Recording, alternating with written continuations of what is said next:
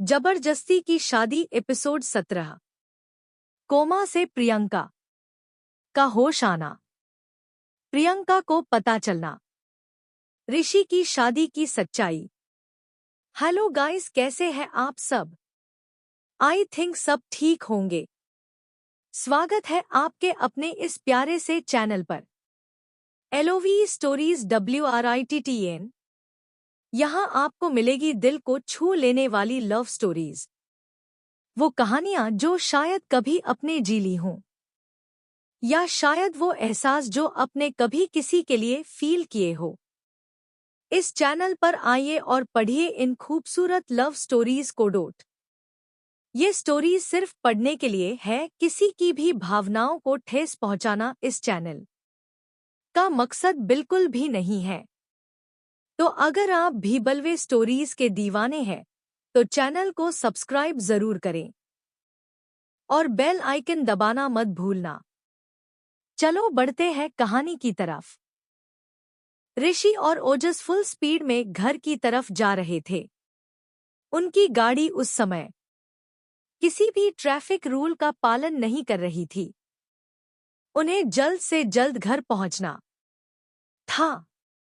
1 घंटे का सफर ऋषि ने 24 मिनट में पूरा कर लिया था। मेंशन के आगे गाड़ी रुकते ही ऋषि और ओजस जल्दी से गाड़ी से निकले और सीधे प्रियंका के कमरे की तरफ भागे। जैसे ही वे प्रियंका के कमरे का दरवाजा खोले, उनकी आंखें हैरानी से बड़ी हो गई। डॉक्टर्स की पूरी टीम उस समय प्रियंका को घेरे खड़ी थी। कोई उसके पास चेकअप कर रहा था, तो कोई उसके ब्लड के सैंपल ले रहा था, तो कोई उसका BP चेक कर रहा था। और इन सबके बीच प्रियंका अपनी धुंधली आंखों से सबको देख रही थी और अपने चेहरे पर अजीब-अजीब एक्सप्रेशन बना रही थी। ऋषि और ओजस ने जैसे ही देखा कि प्रियंका होश में आ गई है, उनकी खुशी का ठिकाना नहीं रहा। वे दोनों भागकर प्रियंका के पास गए। प्रियंका जब ऋषि और ओजस को अपने सामने देखती है तो उसके चेहरे पर एक बड़ी सी स्माइल आ जाती है।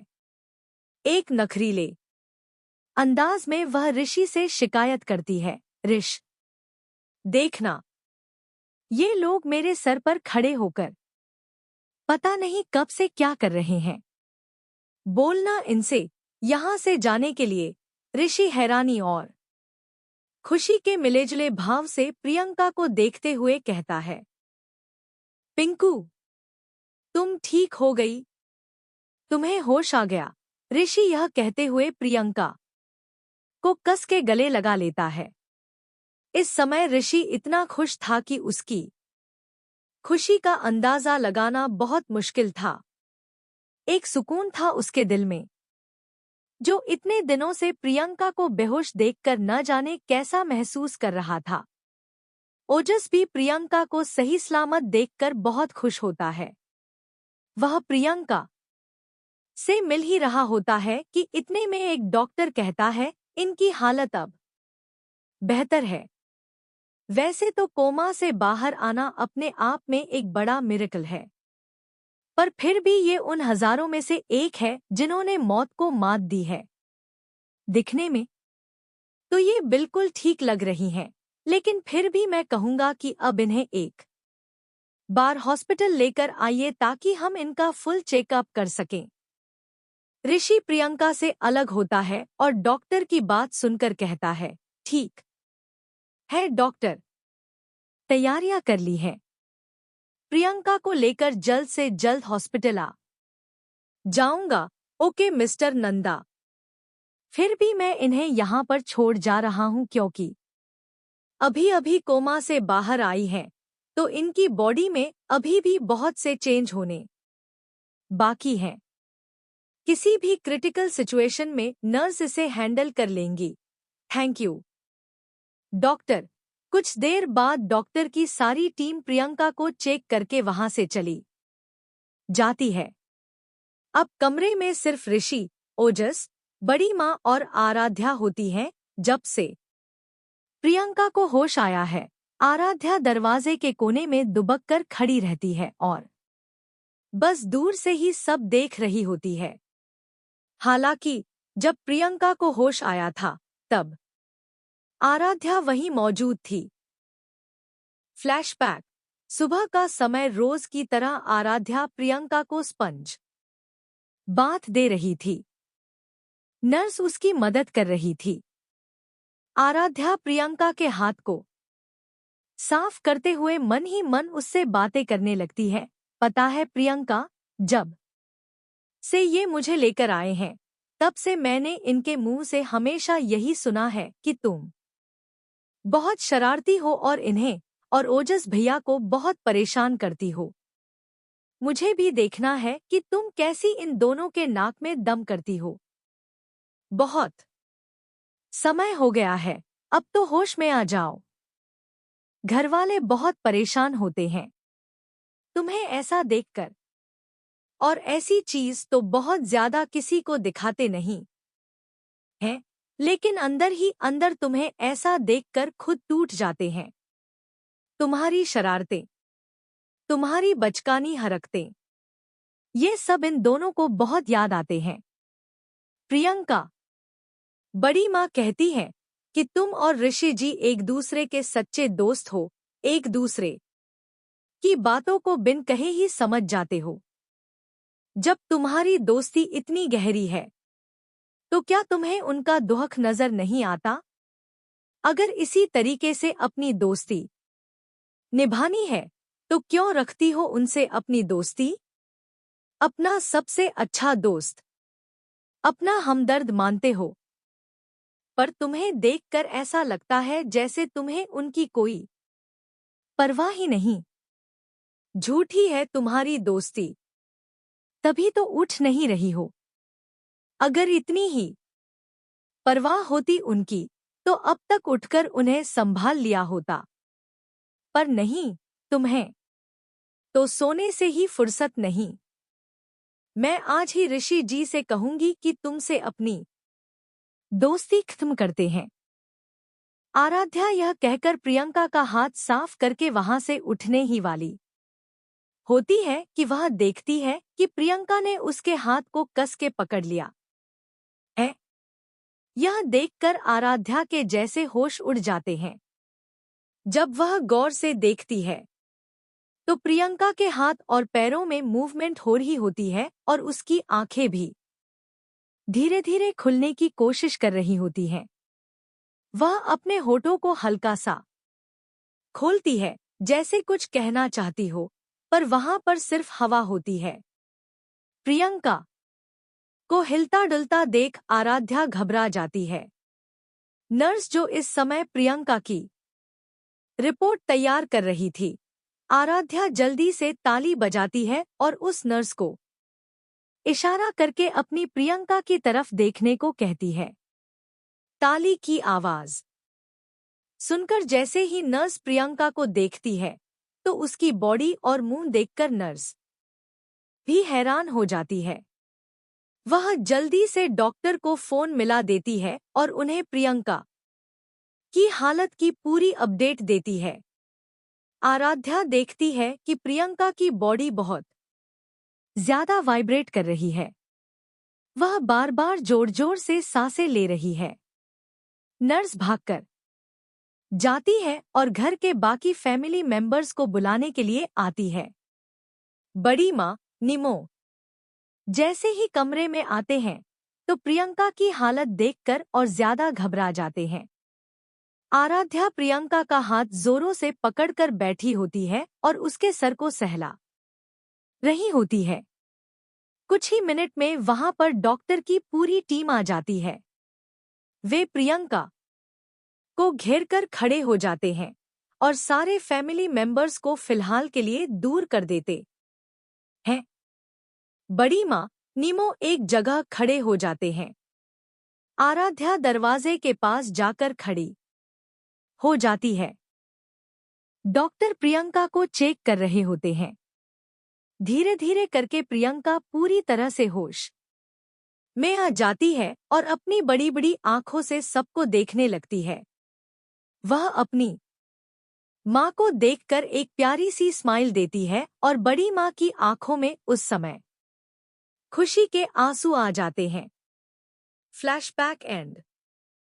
प्रियंका को होश आ गया था। उसे वापस ठीक देखकर सभी बहुत खुश थे। ऋषि, ओजस, बड़ी माँ, नीमो सब प्रियंका को घेरे हुए उससे बातें कर रहे थे। प्रियंका भी सबके साथ हंसी खुशी बातें कर रही थी। हालांकि डॉक्टर ने उसे आराम करने के लिए कहा था, पर फिर भी सबने प्रियंका को इतने दिनों बाद हंसता बोलता देखा था, तो यह भी भूल गए कि वह अभी अभी कोमा से बाहर आई है। ओजस प्रियंका से कहता है, यार पिंकू, तूने तो सच में डरा दिया था। मैंने तो कसम से तुझे कुंभकर्ण का खिताब दे दिया था। इतना कौन सोता है? तेरे घर में पानी नहीं था क्या सुबह? क्यों?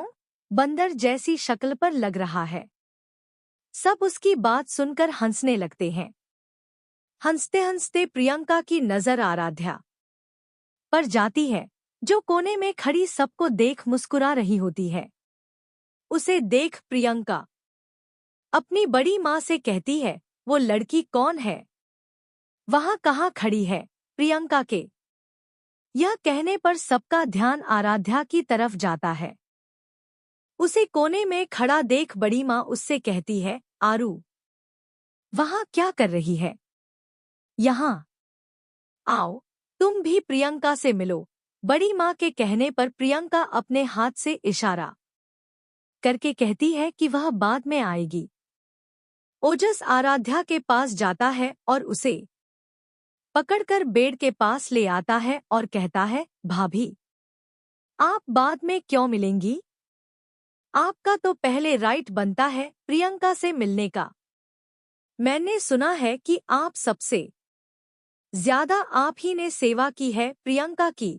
प्रियंका हैरानी से आराध्या की तरफ देखती है और फिर अपनी माँ से कहती है, मम्मा, आपने निमो आंटी को रिप्लेस करके नई मेड रख ली है क्या?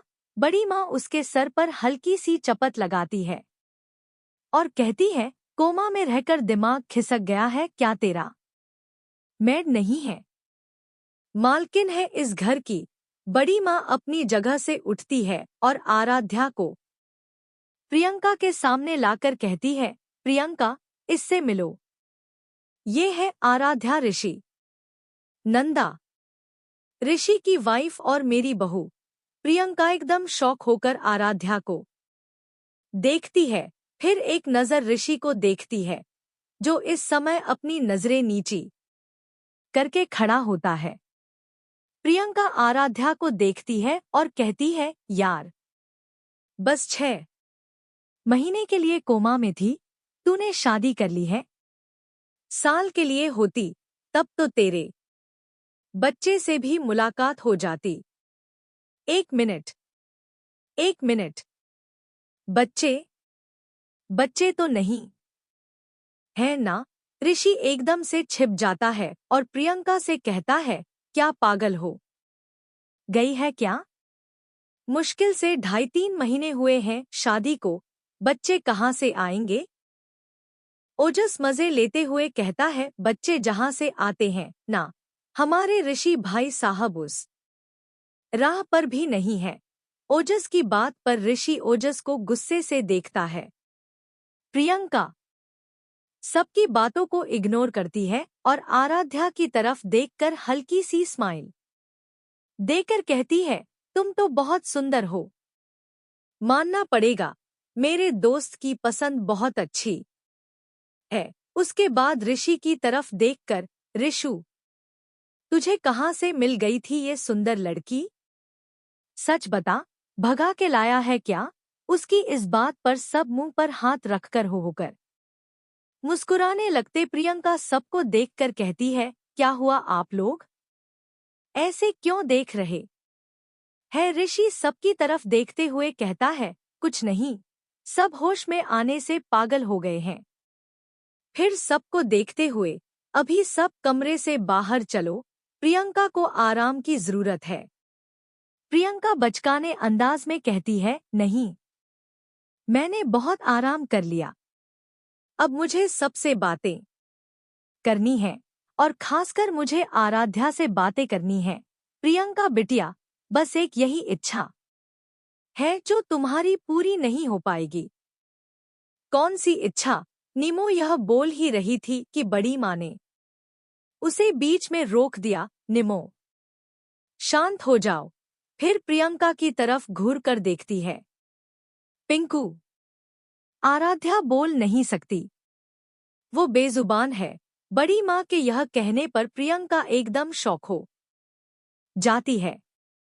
वह पहले हैरानी से आराध्या की तरफ देखती है और फिर आराध्या से कहती है, ऐसी भी क्या मजबूरी थी कि तुमने इससे शादी की? प्रियंका के इस सवाल पर सब शॉक हो जाते हैं। प्रियंका से इस सवाल की उम्मीद किसी ने नहीं की थी। ओजस थोड़ा गुस्से में प्रियंका से कहता है, प्रियंका, तू भाभी से ऐसे कैसे बात कर सकती है? प्रियंका ओजस की तरफ देखकर कहती है, एक मिनट ओजस, मैं आराध्या से बात कर रही हूं ना।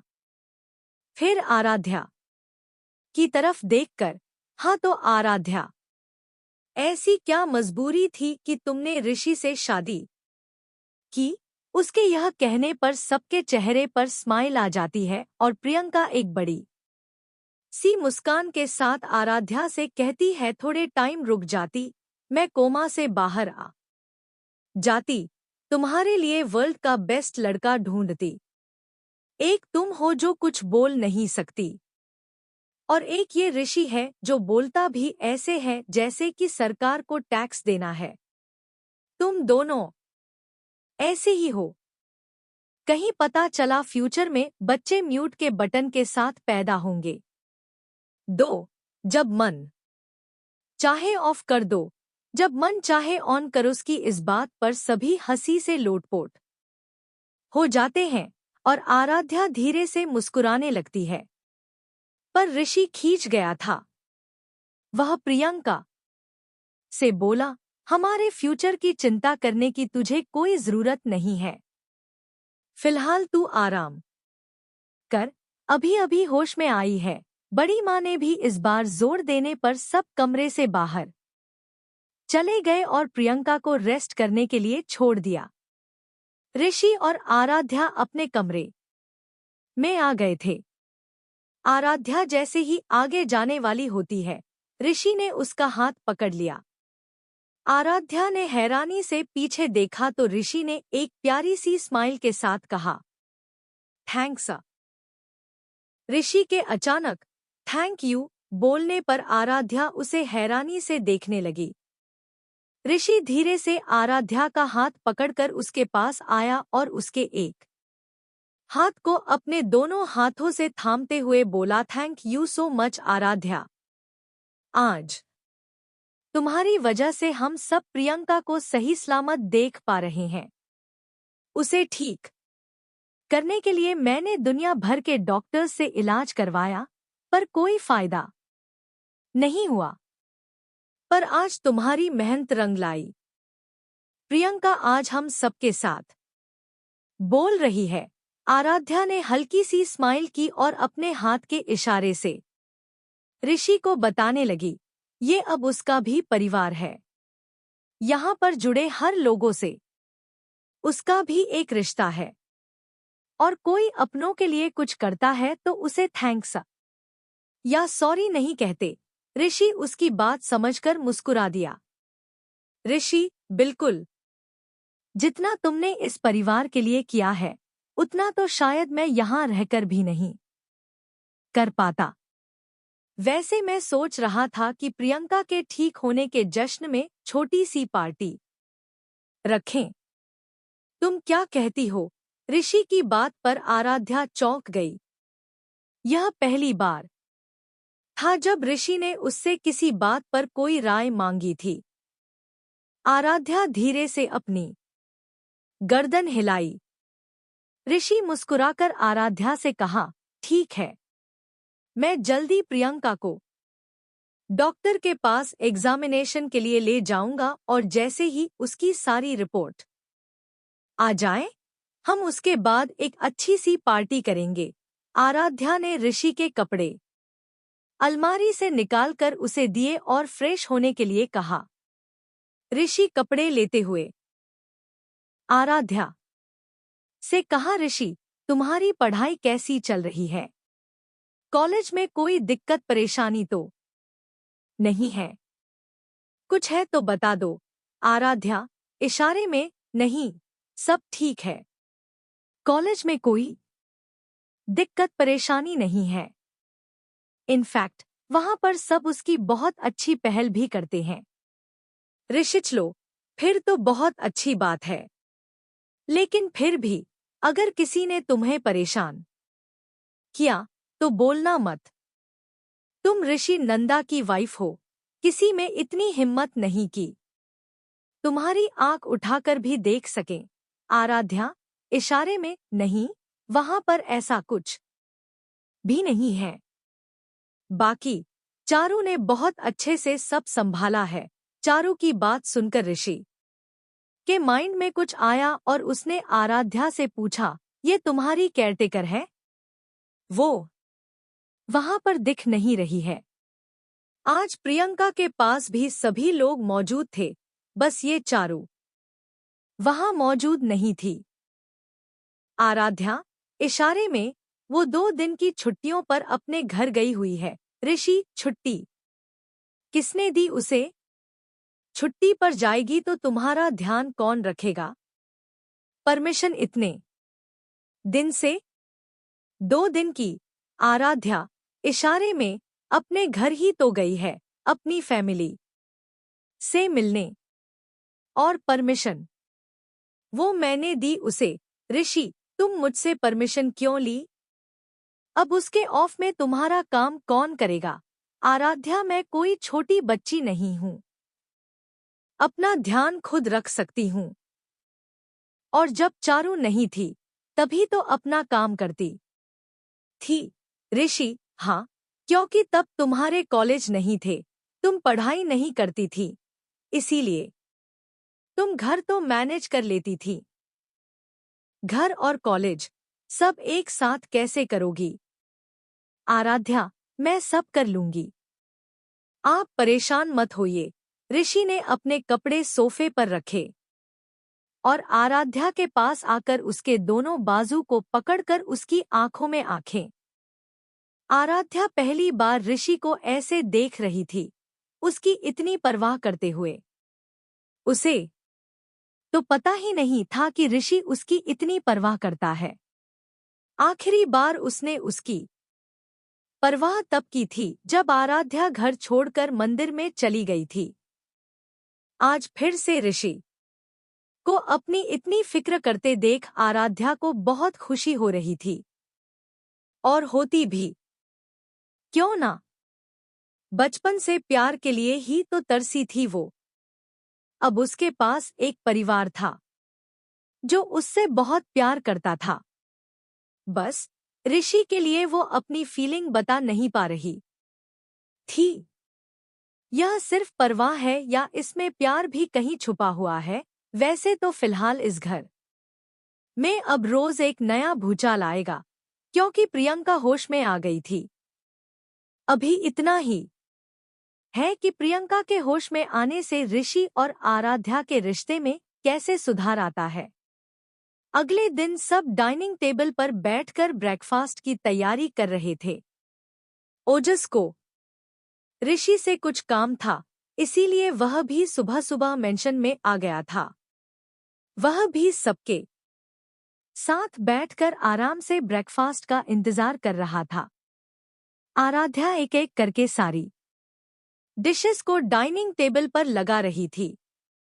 आज छुट्टी थी, इसीलिए आराध्या को कॉलेज नहीं जाना था। सभी लोग छोटे मोटे हंसी मजाक कर रहे थे। इतने में ऋषि का ध्यान सीढ़ियों पर गया, जहां से प्रियंका धीरे धीरे नीचे उतरने की कोशिश कर रही थी। उसे ऐसे नीचे उतरते देख ऋषि एकदम से हड़बड़ा गया और दौड़कर जाकर प्रियंका को पकड़ लिया और उसे नीचे उतरने लगा। ऋषि ने उसे पकड़ते हुए प्रियंका से कहा, ऋषि, पिंकू, क्या हरकत है ये? तुम्हें बाहर आने के लिए किसने कहा? मैंने नर्स को कह तो दिया था तुम्हारा ब्रेकफास्ट तुम्हारे रूम में भेजने के लिए। तो फिर तुम बाहर क्यों आई? प्रियंका, अरे रिलैक्स सुपरमैन, इतना क्यों हाइपर बोल रहे हो? रुको, अभी तुम्हारी बीवी को बोलती हूँ कि तुम्हें कुछ ठंडा पिलाए, वरना तुम्हारा दिमाग सिलेंडर की तरह फट जाएगा। ऋषि, ठीक से ठीक हुई नहीं है कि तुम्हारी मस्ती शुरू हो गई। प्रियंका डाइनिंग टेबल पर आई और अपनी चेयर पर बैठते हुए कही, अरे यार, अकेले कमरे में बोर हो गई थी। तुम लोग तो यहाँ मजे मस्ती करते हुए खा पी रहे हो और मैं वहाँ भूतों की तरह अकेली बैठी हुई हूँ। नर्स आई थी मेरा ब्रेकफास्ट लेकर, पर मेरा मन नहीं किया अकेले में ब्रेकफास्ट करने का, इसलिए मैं भी नीचे आ गई सबके साथ बैठकर ब्रेकफास्ट करने के लिए। ओजस आराध्या की तरफ देखते हुए, भाभी, अब आपको ज्यादा मेहनत करनी पड़ेगी क्योंकि ये भुक्कड़ अकेले सबका खाना खा जाएगी और हमें सबको लगता है ब्रेड बटर से ही काम चलाना पड़ेगा। प्रियंका एक सेब ओजस को फेंकते हुए, चमगादड़ कहीं का, तेरी नजर मेरे खाने पर है। ओजस जल्दी से वह सेब कैच कर लेता है और उसे खाते हुए कहता है, 6 महीने की कसर नहीं निकालेगी। मुझे तो लग रहा है अगले 6 महीने तक खा खा कर ढोल हो जाएगी। सब छोटी मोटी मस्ती करते हुए डाइनिंग टेबल पर बैठ गए थे। आराध्या ने सबको ब्रेकफास्ट सर्व किया। प्रियंका ने जब पराठे खाए तो उसे बहुत ही डिलीशियस स्वाद आया। उसने बड़ी माँ की तरफ देखते हुए कहा, वाओ मम्मा, निमो आंटी तो बहुत अच्छा खाना बनाने लगी है।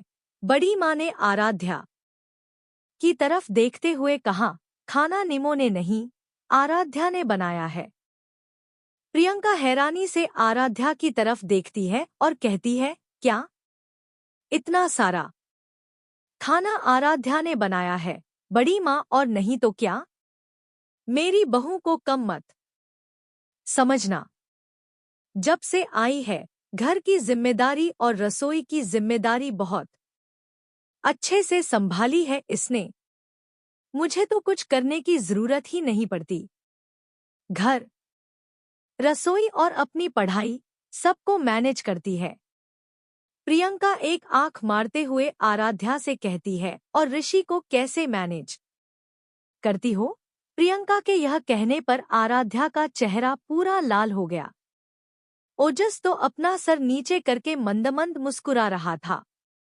बड़ी माँ और निमो के चेहरे पर स्माइल आ गई, पर ऋषि घूरकर प्रियंका को देखता है और कहता है, ऋषि, अपना ब्रेकफास्ट खत्म कर, फालतू की बकवास नहीं। प्रियंका, तुझसे बात भी नहीं कर रही हूँ मैं तो आराध्या से बात कर रही हूँ। ऋषि, जो भी बात करनी है ब्रेकफास्ट खत्म करके अपने रूम में जाकर आराम से करना। अभी अभी तबीयत ठीक हुई है, ज्यादा इधर उधर भटकने की जरूरत नहीं। अपने कमरे में रहो, आराम करो और कोई चीज की जरूरत हो तो बता देना। प्रियंका एक गहरी सांस लेती है और कहती है, मैंने तो सुना था शादी के बाद अच्छे अच्छे बदल जाते हैं, पर यह तो पहले भी सड़ा बैंगन था और अब भी सड़ा बैंगन है, भरते बनाने के काम भी नहीं आएगा। फिर प्रियंका आराध्या की तरफ देखती है और कहती है, कैसी झेलती हो इसे? आराध्या कुछ नहीं कहती, बस उन सबकी हंसी मजाक पर मुस्कुराती रहती है। ब्रेकफास्ट खत्म करने के बाद ऋषि और ओजस ऑफिस के लिए निकल गए। बड़ी माँ और आराध्या प्रियंका को लेकर उसके कमरे में चली गईं। वहां प्रियंका आराध्या को अपने साथ बेड पर बिठाती है और उसका हाथ पकड़कर कहती है, प्रियंका यार, मैं तो तुम दोनों की शादी के समय कोमा में थी, तो मैंने तुम्हारी शादी नहीं देखी है। तो मुझे अपनी शादी के एल्बम दिखाओ ना। प्रियंका के यह कहने पर आराध्या का चेहरा उदासी से मुरझा गया। बड़ी माँ आराध्या की हालत समझते हुए प्रियंका से कहती है, तुम आरू और ऋषि की शादी के एल्बम नहीं देख सकती? प्रियंका क्यों नहीं देख सकती? हम आराध्या, मेरी दोस्त, अपनी शादी वाले दिन भी शर्माती हुई बैठी होगी, लेकिन आराध्या तो बहुत सुंदर दिख रही होगी ना। आराध्या, दिखाओ ना मुझे अपनी शादी की एल्बम। बड़ी माँ आराध्या और ऋषि की शादी की कोई एल्बम नहीं है। हाँ, पर न्यूज़पेपर की कुछ कटिंग्स वो देख सकती हो। प्रियंका कंफ्यूज होकर कहती है। न्यूज़पेपर की कटिंग? मतलब मैं समझी नहीं। माँ कहना क्या चाहती है? बड़ी माँ प्रियंका के पास आती है और उसे ऋषि और आराध्या की पुरानी न्यूज़ की फुटेज, जो कि इन दोनों की शादी के टाइम की थी, उसकी एक क्लिप दिखाती है। प्रियंका फोन लेकर वह क्लिप देख रही होती है, जिसमें एक न्यूज़ चल रही होती है कि कैसे एक ग्रेट बिजनेस टाइकून ऋषि नंदा ने किसी की शादी में जाकर उसी की दुल्हन से जबरदस्ती शादी कर ली। स्क्रीन पर बार बार ऋषि और आराध्या की फोटो फ्लैश हो रही थी। प्रियंका जब यह देखती है तो उसकी आंखें हैरानी से बड़ी हो जाती हैं। प्रियंका बड़ी माँ से कहती है, माँ, ऋषु ने जबरदस्ती आराध्या से शादी कर ली है। प्रियंका को ऋषि और आराध्या की शादी की सच्चाई पता चल गई थी। उसे पता चला था कि इन दोनों की शादी किसी आम कपल की शादी की तरह नहीं थी, बल्कि ऋषि ने आराध्या से जबरदस्ती शादी की थी। वह अपने फोन में चल रही उस फुटेज को देखकर हैरान हो गई थी। पूरी वीडियो देखने के बाद प्रियंका आराध्या की तरफ देखती है, तो वहीं आराध्या अपनी नजरें नीची करके सामने बैठी रहती है। प्रियंका ने आराध्या से कहा, क्या ये सब सच है? आराध्या ने धीरे से अपना सर हाँ में हिलाया। प्रियंका ने फोन को बेड पर पटक दिया और आराध्या से कहा, ऋषु ऐसा कैसे कर सकता है? आराध्या से जबरदस्ती शादी कैसे कर सकता है? कोई भी किसी लड़की के साथ जबरदस्ती नहीं कर सकता। फिर आराध्या की तरफ देखकर उसने कहा, और तुमने ये शादी कैसे कर ली? उसने मना क्यों नहीं किया? बंदूक की नोक पर शादी करके लाया है इसने। मना कहाँ से करती? एक तो बेचारी वैसे ही डरी हुई थी, अपने जीवन के संघर्षों से वैसे ही लड़ रही थी, ऊपर से ऋषि पहुंच गए इसकी शादी में बवंडर मचाने। वो तो शुक्र है कि आराध्या जैसी सीधी सादी लड़की मिली है उसे, वरना कोई तेजतर्रार लड़की होती तो अब तक बेच खाती ऋषि को। बड़ी माँ ने कहा, आराध्या के सीधे स्वभाव का ही फायदा उठा रहा है ये ऋषु। आ जाने दो, इससे अच्छे से सबक ना सिखा दिया ना। प्रियंका ने कहा। प्रियंका के गुस्से को देख आराध्या ने धीरे से उसका हाथ पकड़ा और सरनामे हिलाया। प्रियंका ने कहा, तुम इसे बचा रही हो। मैं तो कह रही हूं, तुम ही मेरा साथ देना चाहिए। जब मैं इसकी पिटाई करूंगी तो तुम भी दो चार हाथ लगा देना। आराध्या ने बगल की टेबल से अपना फोन उठाया और नोटपैड में कुछ लिखकर प्रियंका को दिया। प्रियंका ने उसका फोन लिया और नोटपैड को पढ़ने लगी। माना कि उन्होंने मुझसे शादी जबरदस्ती की थी, पर मैंने इस रिश्ते को दिल से अपनाया है और उन्होंने भी इस रिश्ते को दिल से अपनाया है। हमारी शादी की बुनियाद झूठ थी, पर यह रिश्ता झूठ नहीं था। जब उन्होंने मुझे शादी करके लाया, तब से अब तक उन्होंने हमारे रिश्ते को कभी नहीं नकारा, न अपने घरवालों के सामने और न ही दुनिया वालों के सामने। उन्होंने मुझे वही सम्मान दिया जो उनकी पत्नी को मिलना चाहिए। मुझे उनसे हमारी शादी को लेकर कोई शिकायत नहीं है। उल्टा मैं तो भगवान का शुक्रिया अदा करती हूँ कि मुझे इनके जैसे जीवन साथी मिले। प्रियंका के नोट पढ़कर थोड़ी सी इमोशनल हो गई। उसने आराध्या से कहा, अरे वाह, तुम तो मेरे दोस्त को बहुत ही करीब से जानने लगी हो। चलो अच्छा है, कोई तो है जो उसको अकेले में भी समझ सकता है। हमारे और तनिया वालों के सामने वो खुश रहने का दिखावा करता है, पर मैं अच्छे से जानती हूँ कि अकेले में वो खुद को संभाल नहीं पाता।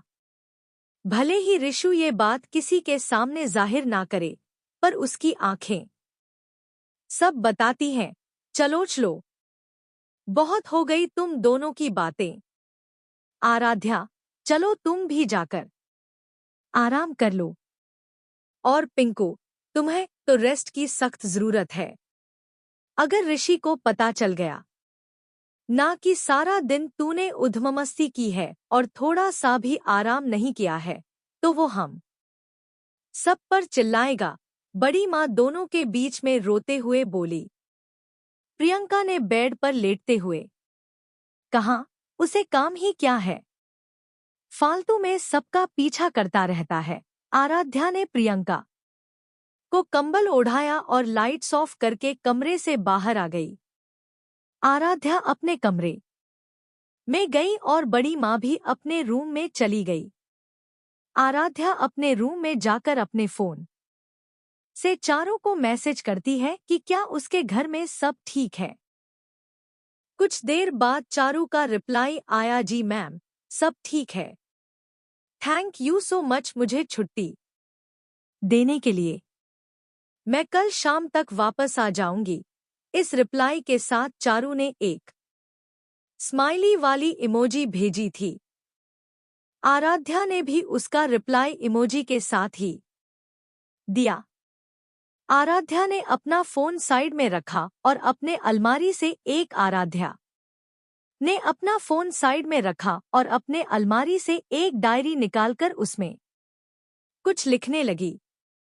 दिल्ली के एक शानदार होटल में एक वीआईपी स्वीट पर गौतम किसी लड़की के साथ अपने प्राइवेट मोमेंट में था। उस कमरे की हालत बता रही थी कि उस कमरे में गौतम उसके साथ क्या कर रहा था। बेड पर दो लोग एक दूसरे की बाहों में लिपटे हुए थे। थोड़ी देर बाद गौतम बेड से उठा और अपनी पैंट पहनकर बालकनी में चला गया। गौतम दिल्ली का नजारा देखते हुए सिगरेट के कश ले रहा था। तभी उसे महसूस हुआ कि उसके पेट पर किसी ने अपने हाथों से पकड़ बना रखी है और अपने पेट पर किसी के होठों का एहसास मिलते ही गौतम के चेहरे पर एक डेविल स्माइल आ गई। उसने हाथों को पकड़कर सामने लाया और उसकी कमर को पकड़ते हुए उसकी आंखों में देखकर कहा, गौतम क्या हुआ, मन नहीं भरा क्या? लड़की तुम्हारे साथ तो ऐसा हो ही नहीं सकता कि तुम्हारे साथ कभी मन ना भरे। ये कहकर वह फिर उसके गले से लिपट गई। गौतम ने उसकी कमर को कस के पकड़ते हुए कहा, तुम्हें इन सब के लिए यहां से नहीं आना चाहिए था। अगर किसी को शक हो गया तो लड़की, मुझे तुम बहुत मिस कर रही थी और तुम्हारी जरूरत भी थी, इसीलिए एक छोटा सा झूठ बोला। गौतम ने उसे कंधे से पकड़कर खुद से दूर किया और थोड़े गुस्से में कहा, चारू, तुम्हारे छोटे से झूठ के चक्कर में हम पकड़े जा सकते हैं। उस होटल के रूम में जो लड़की गौतम के साथ है वह कोई और नहीं बल्कि चारू ही है, आराध्या की केयरटेकर, जिसे गौतम ने ऋषि और आराध्या के लिए प्लान किया था। गौतम चारू पर चिल्लाते हुए बोला, तुम्हें अक्ल भी है? तुम क्या कर रही हो? जिस काम के लिए मैंने तुम्हें नंदा मेंशन में हायर किया है, वो बहुत ही रिस्की काम है। तुम्हारी एक छोटी गलती के चक्कर में अगर ऋषि को तुम पर शक हो गया ना, तो वो क्या कर सकता है, तुम सोच भी नहीं सकती। चारू ने गौतम के गले में अपनी बाहें डालते हुए कहा, रिलैक्स बेबी, तुम क्यों परेशान हो रहे हो? उसे कुछ पता नहीं चलेगा। इनफैक्ट किसी को कुछ पता नहीं चलेगा। मैंने इस बात का पूरा ध्यान रखा है। फिलहाल तुम बस मुझ पर ध्यान दो। तुम्हारे करीब आने के लिए मैंने क्या क्या किया है, और तुम हो जो मुझे प्यार करने के बजाय मुझे डांट रहे हो। गौतम ने चारू की कमर को पकड़कर उसे थोड़ा और अपने करीब कर लिया और उससे कहा, ऐसा नहीं है बेबी डॉल। बस तुम्हें ये बताना चाहता हूँ कि ऋषि नंदा कोई छोटा मोटा आदमी नहीं है। वो वेरी पावरफुल मैन है। आसान नहीं था तुम्हें वहां भेजना। ऋषि की वाइफ के लिए कोई दूसरी केयरटेकर जाने वाली थी, पर उसे एंड मोमेंट पर रास्ते से हटाकर उसकी जगह तुम्हें मैंने भेजा है। मैंने बहुत बड़ा रिस्क लिया है तुम्हें वहां भेजने के लिए, और तुम मुझे कुछ समझ ही नहीं रही हो। मैंने तुम्हें आराध्या की केयरटेकर इसलिए भेजा था ताकि मुझे ऋषि नंदा की कमजोरी पता चल सके। चारू ने अपना मुंह बनाते हुए कहा, ऋषि की कमजोरी? उसकी फैमिली है। उसकी बूढ़ी बड़ी माँ जो सारा दिन हुक्म चलाती है। वो बेड पर पड़ी हुई प्रियंका, जैसे ये भी नहीं पता कि वो जिंदा है या मर गई। और उसकी वो गूंगी बीवी, जो मुंह से तो कुछ नहीं बोल पाती लेकिन साइलेंट लैंग्वेज से सवाल पूछ पूछ कर दिमाग खराब कर देती है। ये तीनों औरतें ऋषि की कमजोरी हैं। गौतम, हम तो ये तीनों औरतें ऋषि नंदा की कमजोरी हैं। उसके बाद चारू की तरफ देखते हुए उससे कहा, मैंने तुमसे कहा था ना, ऋषि के कमरे में जाकर ढूंढने के लिए। उसका क्या हुआ? कुछ मिला? चारू गुस्से में, अरे कोशिश की थी इस कमरे में जाने के लिए। बदतमीज इंसान ने मुझे डांटकर भगा दिया। बहुत चिल्लाया था मुझ पर। वो तो शुक्र है कि ऐन मौके पर आराध्या आ गई, वरना उसने तो मेरा खून ही कर देना था, क्योंकि उसे पसंद नहीं कि कोई उसके कमरे में आए सिवाय उसकी बीवी के। उसके बाद चारू गौतम के सीने पर उंगलियां चलाते हुए कहती है, वैसे जिस दिन मैं आपके रूम में गई थी, ऋषि नंदा काफी हॉट लग रहा था दिखने में। अगर उसने थोड़ा भी इंटरेस्ट दिखाया होता तो इससे पहले वह कुछ बोल पाती। गौतम ने उसके दोनों हाथों को पकड़कर उसकी कमर पर लगा दिया और अपने दांत पीसते हुए कहा, तो क्या क्या करती तुम उसके साथ? चारों के हाथों में दर्द होने लगा था, फिर भी वह अपने चेहरे पर एक मुस्कान लिए गौतम से कहती है, कुछ भी नहीं करती, क्योंकि मुझे उसमें जरा भी इंटरेस्ट नहीं है।